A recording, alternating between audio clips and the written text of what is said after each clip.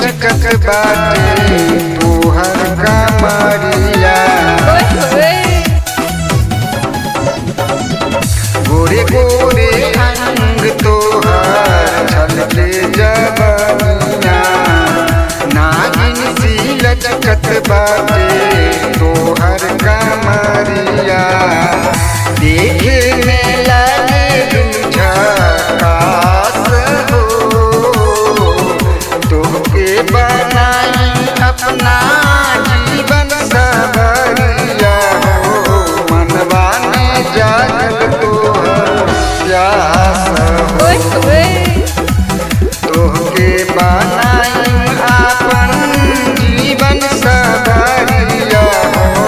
मनवा में जागल तोहर प्यास हो।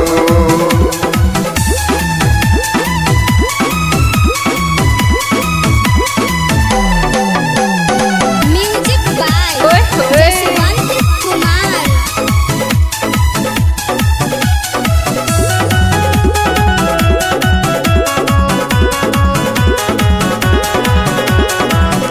गजबे सूरतिया तोहर दिलबे में धंसे लागल, चमके बिजली समान हो। दिनवा आरतिया हो, सोचेला बतिया हो, जिंदगी में आई जय तू जान हो। जिंदगी बीताई तोरा साथ हो,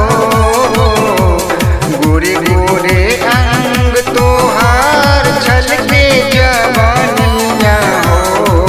देखे में लागे झकास हो, देखे में लागे झकास हो।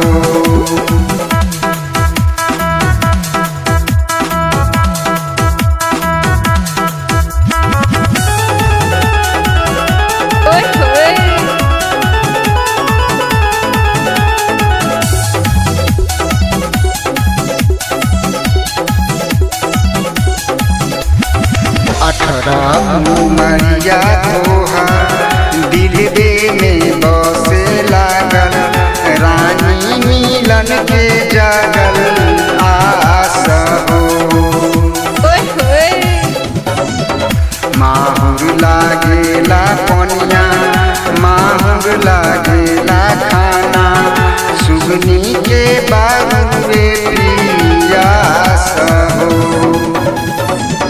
सहलो न जाला अब कलेस हो, करिले इशारा तो से आ गई